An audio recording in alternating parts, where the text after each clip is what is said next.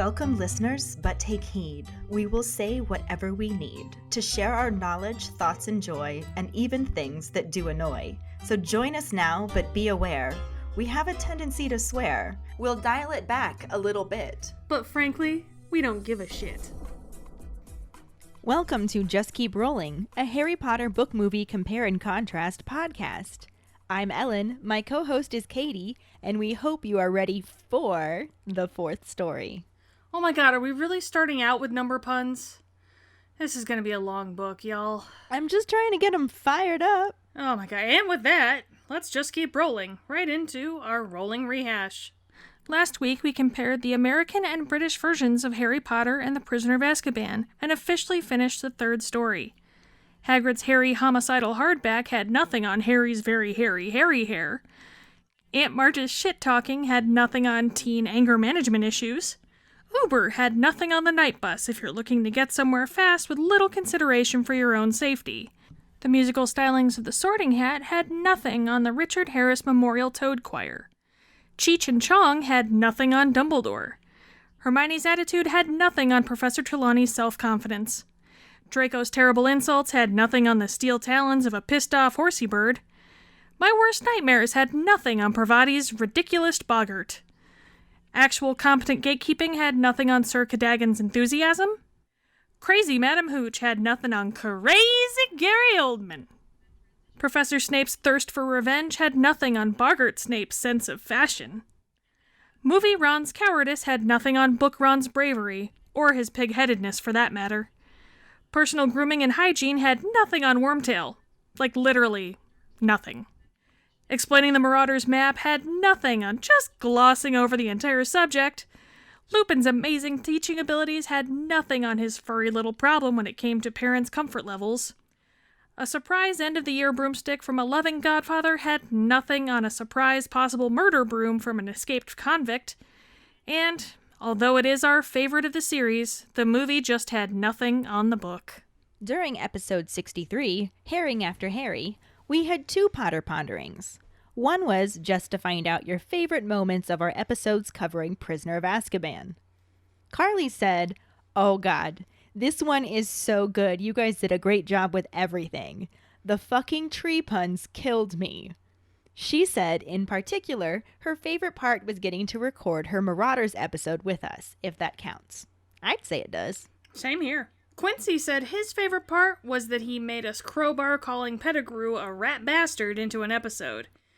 And he also didn't say this, but I am 98% certain that Quincy's actual favorite part is anytime we say Quincy's name on an episode. We love you, Quincy. Hi, Quincy. Mike said his favorite part from Prisoner of Azkaban was definitely all the puns. He said we had great puns from the first two as well, but he feels like the quantity went up and the quality went down, which is a good thing because bad puns are where it's at. Julianna said, "Crazy Gary Oldman." I am going to miss saying that every episode. I'm going to miss hearing you say that in your sexy voice. You know what? Next time I get sick, I'll call you up just to say Crazy Gary Oldman. Yes.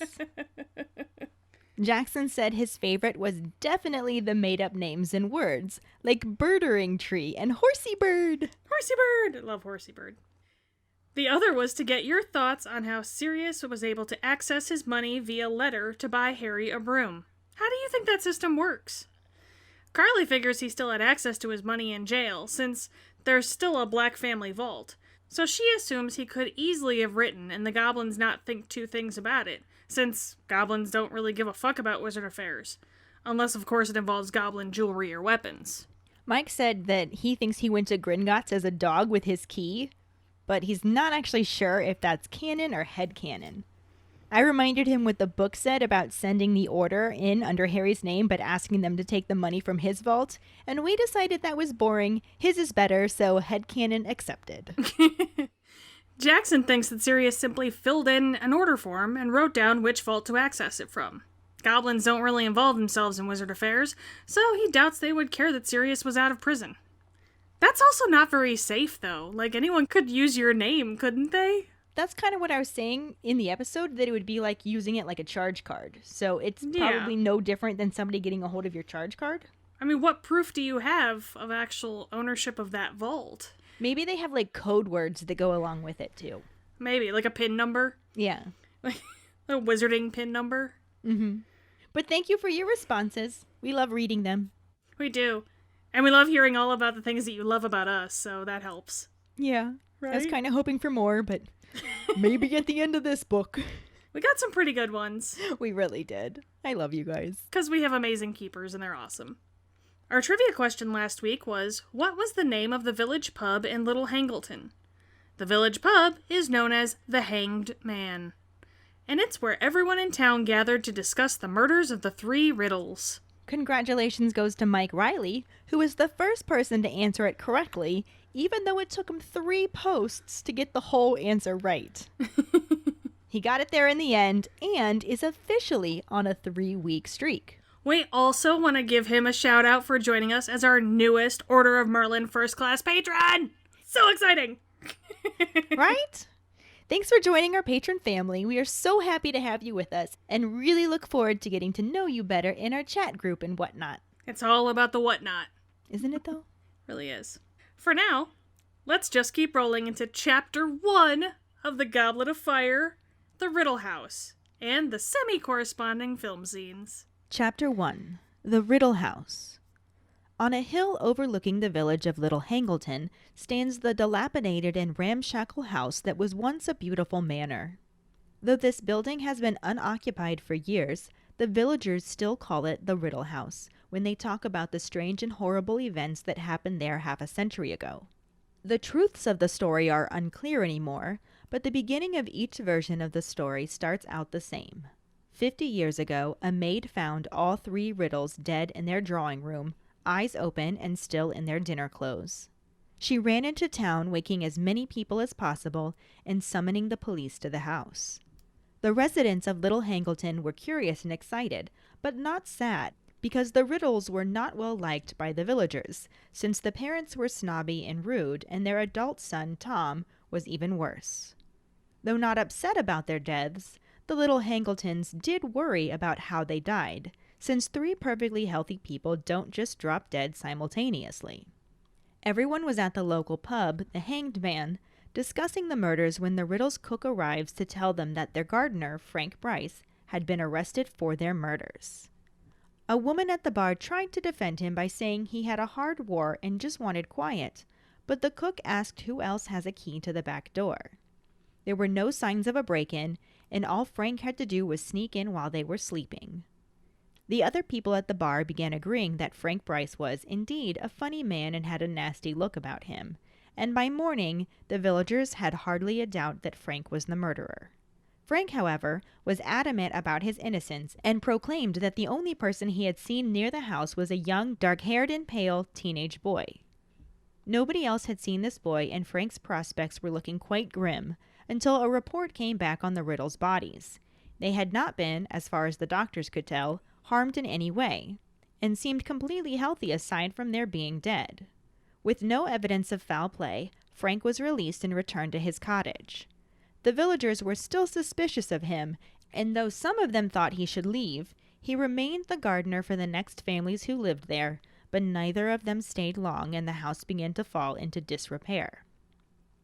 These days, the Riddle House is owned by a man who does not live there, but continues to pay Frank, who is nearly 77 years old and struggling to keep up with the weeds. Boys from the village break into the Riddle House on dares, and Frank believes that this is because the parents and grandparents of these kids still believe he murdered the Riddles. One night, Frank's stiff leg wakes him up and he notices the lights are on in the upper window of the Riddle House. He thinks it's the village boys breaking in again, picks up his walking stick and key to the house, and quietly lets himself in, listening for footsteps or voices. Frank makes his way up the stairs, and when he reaches the landing, he sees a flickering light through a door that is ajar. He hears a timid voice offering a bottle to his lord if he's hungry, and the high-pitched and cold voice that responds makes Frank's hairs stand on end.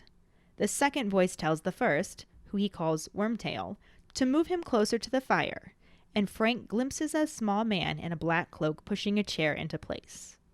The second voice asks where Nagini is, and the man called Wormtail says she's gone to explore the house. The second voice says they will milk her before they retire. He will need feeding since the journey has tired him.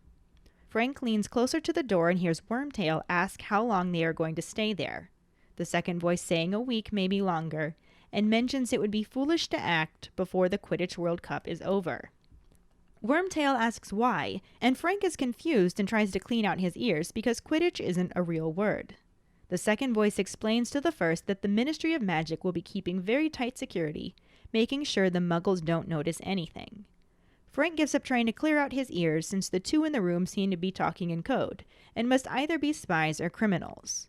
The conversation continues with the second voice telling Wormtail he's still determined, and Wormtail saying that it could be done without Harry Potter, insisting that he can disguise himself and be back in a day or two with a suitable person. The second voice asks Wormtail if his suggestion is an attempt to desert him.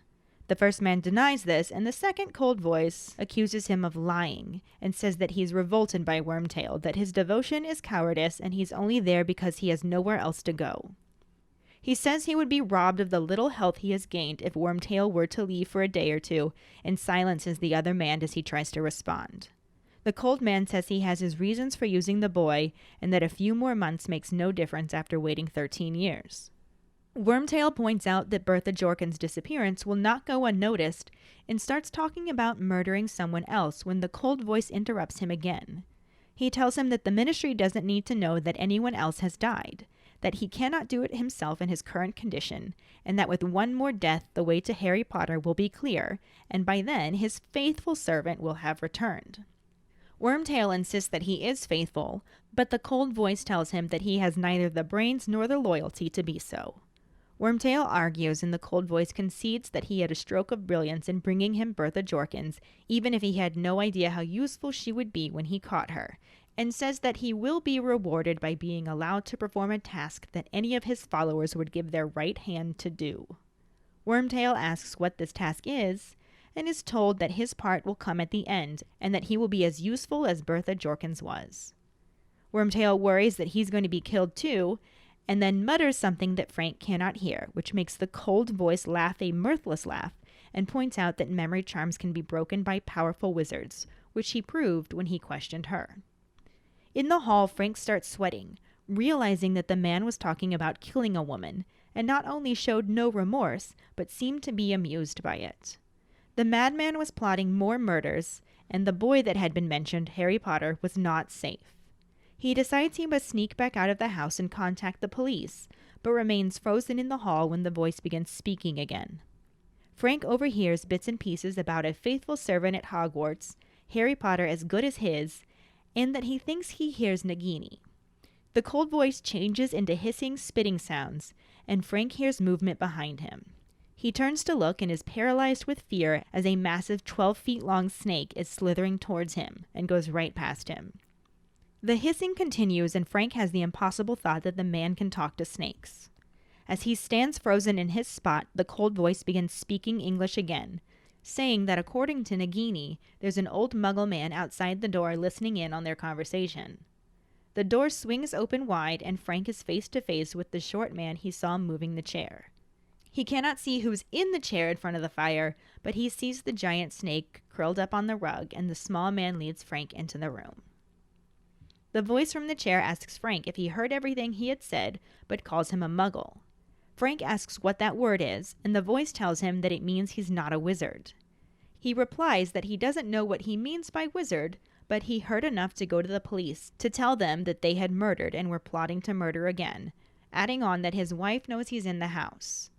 The voice from the chair cuts him off, saying that he has no wife. He told nobody he was coming, that a Muggle cannot lie to Lord Voldemort because he always knows.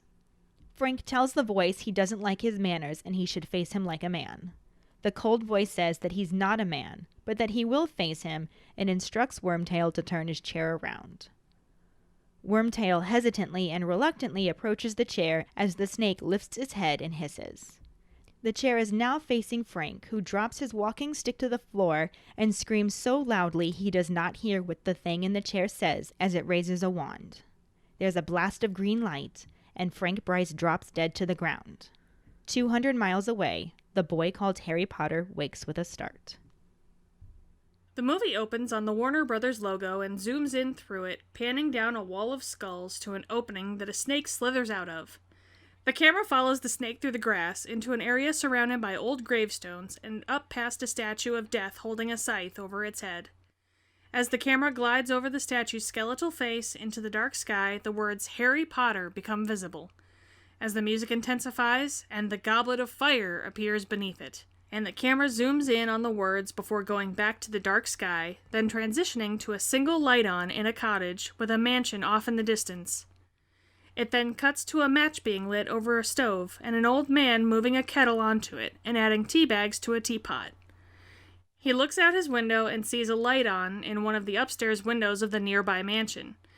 He throws down the tea bags and grumbles about bloody kids before grabbing keys off of a hook and making his way across the grounds with a flashlight. He makes his way up the stairs and enters the house, shining his light around and revealing the old and cobwebbed covered grandfather clock and woodwork. As he heads up the stairs, he hears a cold voice speaking to someone called Wormtail, asking if the task of nursing him has become wearisome. The old man steps on a creaky step and hesitates as Wormtail responds to the cold voice, assuring his lord that he was only suggesting doing it without the boy. The cold voice insists that the boy is everything, and it can't be done without him.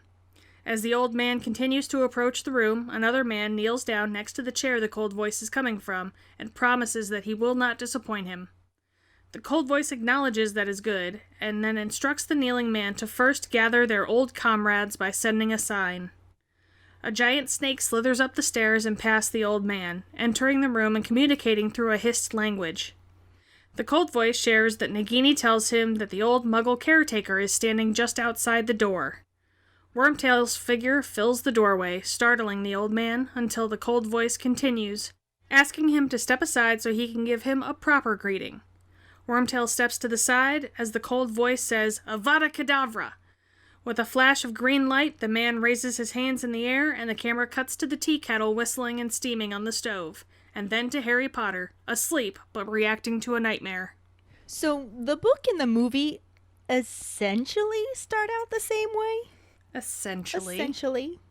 Keyword. Yeah. The book chapter starts out with all of the background information about the Riddles and their mysterious deaths, and the movie skips over all of that. Yeah, it basically picks up a few pages into the book chapter and never gives us any background information at all. Without reading the book, we don't know who exactly is involved and where the scene takes place. But the book lets us know that it takes place in the village of Little Hangleton, with the focus on a once fine manor, still known as the Riddle House, despite the fact that it had long been unoccupied by the Riddles, who was an elderly couple and their grown-up son, Tom, who had died there 50 years before. True story. Honestly, the first time I read this chapter, I was so confused because I didn't realize that Tom Riddle, who was killed, was Voldy's dad. Spoilers! It took me longer than I'd like to admit to figure out what was going on, that's all I'm saying. I just kept thinking, wait, Voldy's an orphan. Why is he in a house with his parents? Wait, he died? Voldemort didn't die here. What the fuck is going on? It was very confusing to me. I can't remember if I was initially confused or not, but I do remember immediately realizing upon reading that the dark-haired, pale teenage boy that Frank said he saw near the house was Tom Riddle, a.k.a. Voldy, and I knew that that was who killed him, but we'll get to that. Yeah. But yeah, in the book, we learned that 50 years ago, the maid entered the drawing room one morning to find all three Riddles dead, still in their dinner things. The police were summoned, and the entire town was abuzz with the mystery. Not because they were at all upset by their deaths, since the Riddles were rather unliked for being snobbish and rude, but because three apparently healthy people just don't drop dead all in one night. They just don't. It's quite a riddle. It's quite a riddle. The villagers all met up at the village pub, the Hanged Man, that night to discuss the murders. Which was our trivia question. Interesting name for a pub. Yeah, I imagine it's based off of the fact that it's Little Hangleton. Ah, I didn't even think about that. It's still kind of odd that you go to the Hanged Man. Yeah. Morbid much? But while they're hanging out there, talking about the riddle that is the Riddle's death, the Riddle's cook shows up and dramatically announces that Frank Bryce had just been arrested. Now, Frank Bryce came back from the war with a stiff leg and a dislike for crowds and loud noises, and worked as the Riddle's gardener ever since. So the villagers were initially surprised by this news, but by the end of the conversation, basically everybody was convinced that Frank was guilty. Gossip really is the worst when it comes to things like this. Right? Mm-hmm. Poor Frank. The entire time he kept insisting that he was innocent, and he also said that the only person he saw near the house on the day of the Riddle's deaths had been a teenage boy, a stranger, dark-haired and pale. So this is when I read that and I immediately realized that that had to be teenage Voldy, considering that we knew his real name was Tom Riddle, and the son was Tom Riddle, the grown-up son. Yeah. And the house was called the Riddle House. I'm like, there is definitely a connection here. Yeah. Once I figured everything out, it made sense to me. I was also just very confused, too, by the fact that this is the first scene, essentially, that we see that's not from Harry's perspective. Like, it is because it's his dream, but we don't know that yet. Right. It's the first scene that starts away from Privet Drive. Yeah. It was very confusing to me. I was like, did I pick up the right book? Or, Like, what happened here? like, did they put the end at the beginning of this? I don't know what's going on. I got very, very confused. I may have also been high. I don't know. Could be a thing. I was 19. What are you going to do? But anyway, the report on the Riddles' bodies came back, and it was a team of doctors that ended up concluding that the Riddles hadn't been poisoned, stabbed, shot, strangled, suffocated, or harmed at all. They appeared to be in perfect health, just dead. The only noteworthy thing they could find was a look of terror on each of their faces, but being frightened to death wasn't really a thing. And if it was, it likely would be like the fright caused a heart attack, and that would be what killed them. I'm assuming they also didn't show any signs of heart damage. Yeah, probably not, since they appeared perfectly healthy, and it would be super suspicious for 3 people to die of a heart attack all at once, too. True, yeah. It's kind of interesting to think how the killing curse must work then, if it doesn't leave any obvious traces. Bam! Magic! Bam! Dead! Yeah.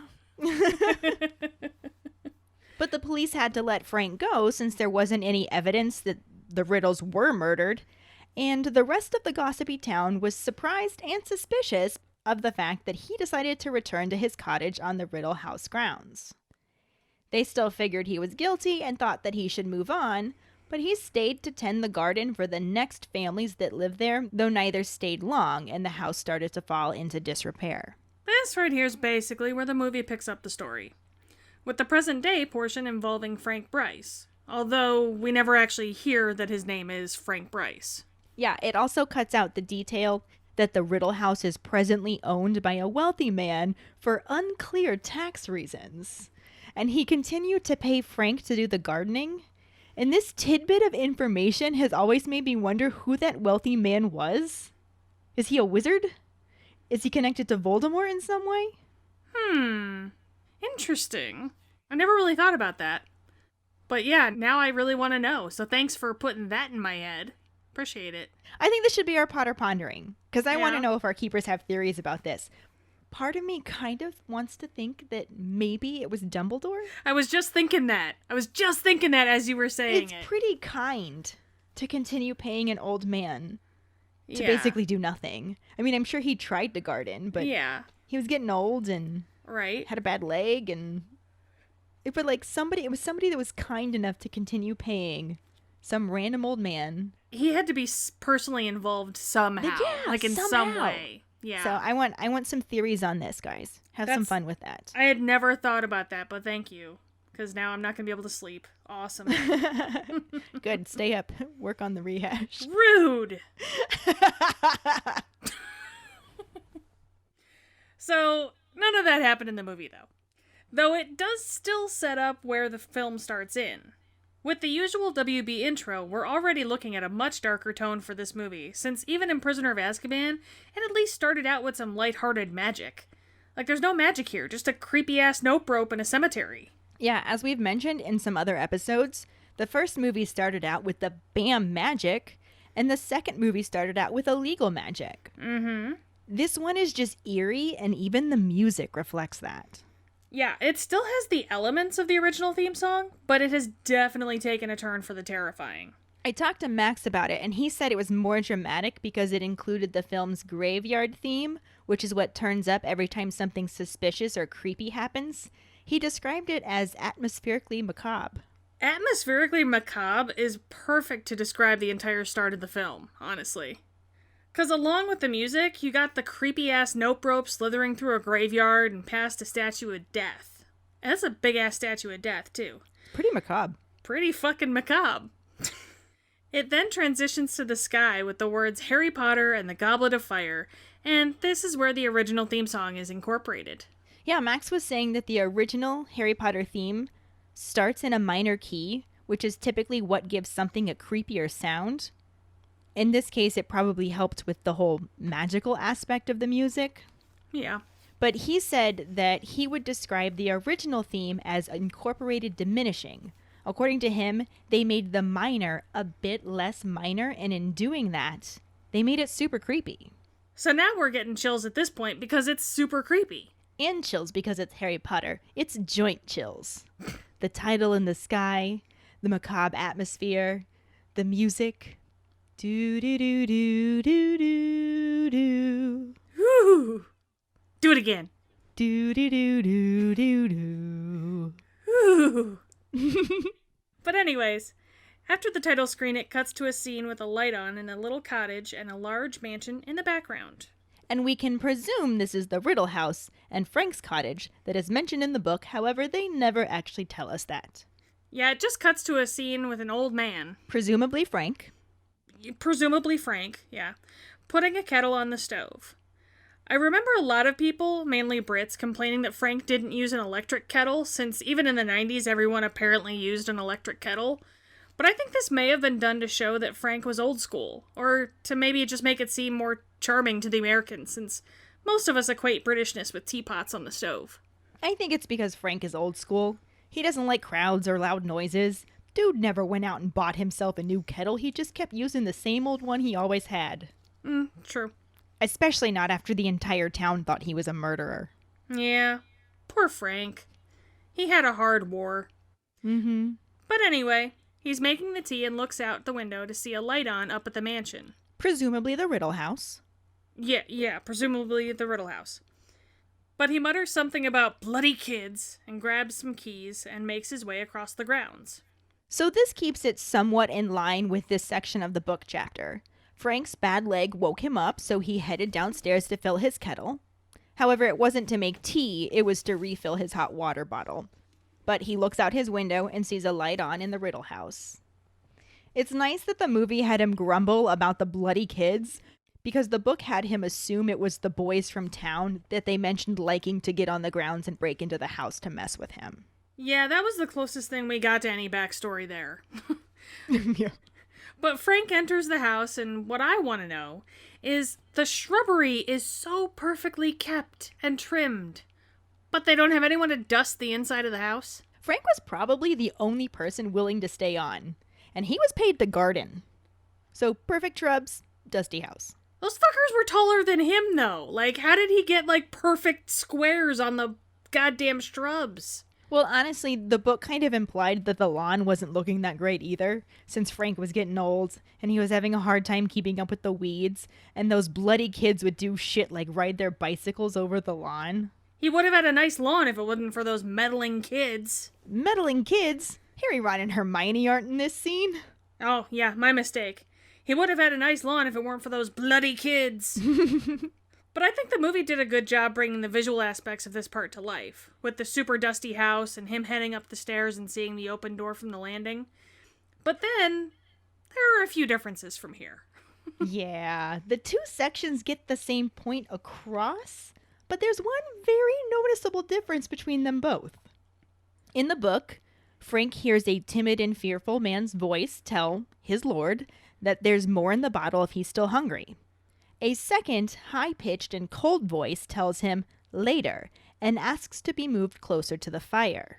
In the movie, a cold voice is asking Wormtail if he is growing weary of nursing him, and Wormtail responds that he was only suggesting doing it without the boy.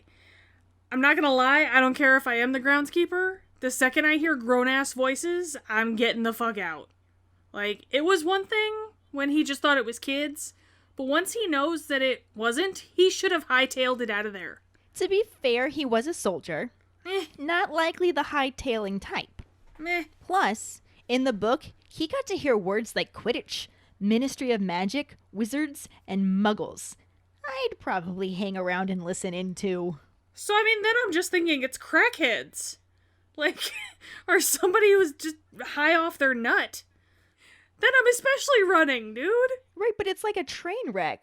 Nah. You can't look away. If they're crackheads, I don't know, I'm out. cheaper than cable. But Frank's old school. He doesn't need cable or crackheads. Or electric tea kettles, apparently. Or electric tea kettles. Anyway, the cold voice insists that the boy, Presumably Harry Potter, is everything, and it can't be done without him. This reflects the book well enough, which actually has Wormtail specifically say it could be done without Harry Potter. However, it significantly streamlined things because the cold voice assumes Wormtail is expressing concern for Harry Potter, and Wormtail insists that they could use another wizard and it could be done much more quickly. This also brings up a parallel to the film, because he then assumes that the task of nursing him has become wearisome, and the suggestion of abandoning the plan could be nothing more than an attempt to desert him. Which is very similar to what Frank overheard in the movie, though definitely streamlined. Yeah. And then in the book, Frank hears the cold voice doubt Wormtail's devotion, calling it nothing more than cowardice, and reminding him as to why he wants to use the boy. He says he waited 13 years and a few more months will make no difference. Then, the murder of a woman named Bertha Jorkins comes up in the conversation, as well as another planned murder and the return of his faithful servant. This is where the book and the movie section are the most different, because they aren't waiting for the return of the faithful servant. As Frank creeps closer to the room to continue listening in, another man kneels down next to the chair the cold voice is coming from, and promises that he won't disappoint him. The voice says that's good, and then instructs the kneeling man to first gather their old comrades by sending them a sign. Yeah, they just bypassed the return of the faithful servant and inserted him into this scene. And to be honest, I'm not entirely sure how I feel about him being there. Not just because that's not how it happened in the book, but also because I feel like it kind of destroyed a lot of the suspense from the book. Yeah, it definitely took away a lot, I think. But sometimes I wonder how it would have translated if he hadn't been there. Like, would we have had any idea that it could be someone else? Like, we know how much the movie cuts out. Yeah, this is definitely something we'll end up talking more about as we go through. Yeah, we'll talk about it a lot. A lot. There is a lot to be said. But in the book, Wormtail is adamant that he is a faithful servant, and the cold voice insults his intelligence. I mean, he's not wrong. Facts. As their conversation goes on, it becomes very clear to Frank that the man with the cold voice was talking about a woman he had murdered, with amusement, and he was planning more murders. He felt like he needed to go to the police, but instead remained frozen to the spot, still listening in. I mean, seriously. He's listening in to grown-ass men talking about murdering people. I'm telling you, he should have hightailed it right the hell out of there. But at this point, in both the book and the movie, the giant-ass nope rope slithers right past Frank, and he should have fucked off even harder once he saw that giant snake. Because I know I would have. For damn sure. Yeah, the book described him as being paralyzed with fright. And even if he did run, I'm not sure how far he would have gotten with a bum leg. Still, you gotta try. Ugh.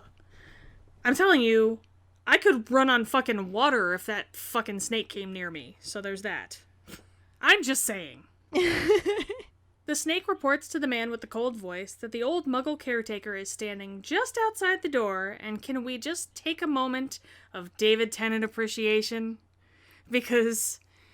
like Homer Simpson drool. Just, right? Oh, David Tennant. That's genuinely part of the reason why I can't fully determine how I feel about them adding his character to this scene. Because I'm all for more David Tennant screen time, but at the same time, it kills the suspense. But David Tennant! But suspense! But David Tennant! Conundrum! Conundrum indeed. And a little bit of extra drool. while we're at it. Homer Simpson noise. Aw. Forbidden David Tennant. But Wormtail really kills my lady boner, though. Like, he pops out of that room like the human equivalent of an ice-cold shower, or like a graphic picture of genital warts or something. Everything just shriveled up down there, yep. Shrinkage! Awkward. Seriously. The movie veers away from the book again a bit at this point because in the book, the cold voice tells Wormtail to invite him in, and he actually takes some time to talk to Frank, asking, "You heard everything, Muggle?" Frank defiantly asks what he's calling him and learns that it means he's not a wizard. He still has no idea what the voice is talking about, but informs him that he heard enough to interest the police. He also adds on that his wife knows he's there, but before he can continue the lie, the cold voice tells him not to lie to Lord Voldemort. Oh, shit! The cold voice was Lord Voldemort? Presumably. Frank retorts that he doesn't think much of his manners and demands that he turns around and face him like a man. Voldemort explains that he's not a man, he's so much more, but asks Wormtail to turn his chair around. Once the chair was facing Frank, he dropped his walking stick and began to scream so loudly that he never heard the words the thing in the chair spoke as it raised a wand. There was a flash of green light, a rushing sound, and Frank Bryce was dead before he hit the ground. But otherwise apparently healthy. Presumably. But yeah, in the movie, the cold voice, presumably Voldemort, just tells Wormtail to step aside and immediately kills him with Avada Kedavra in a flash of green light.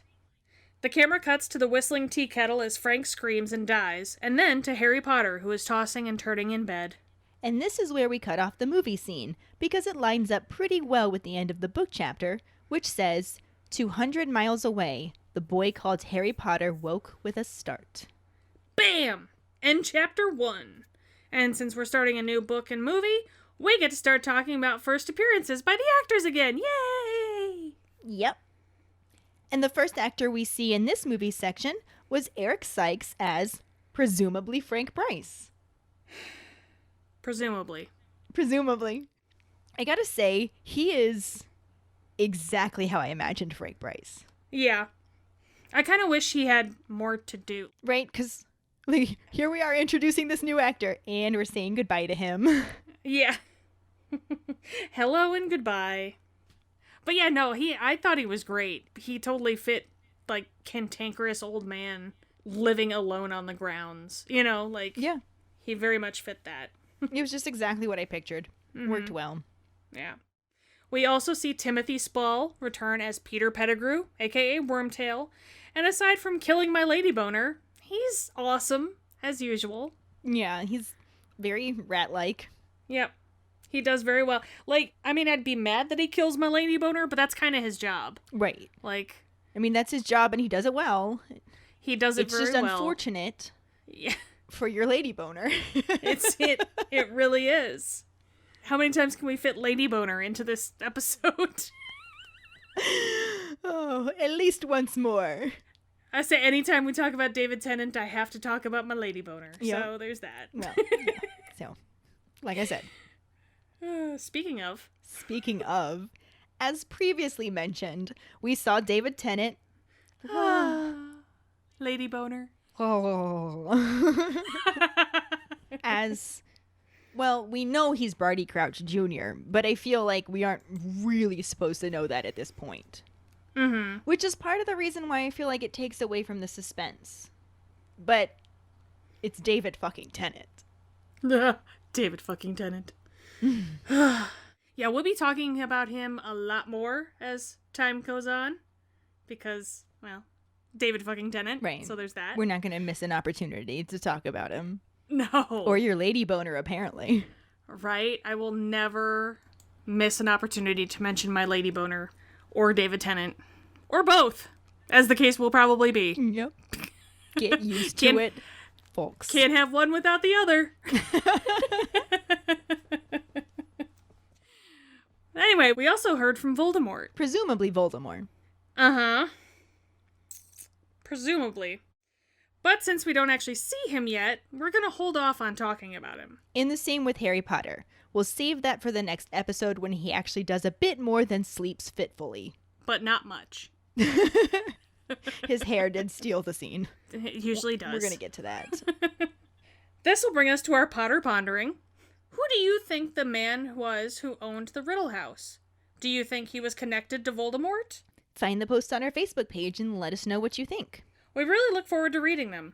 And this will bring us to our Sorting Hat story, which is from Diana Elizabeth.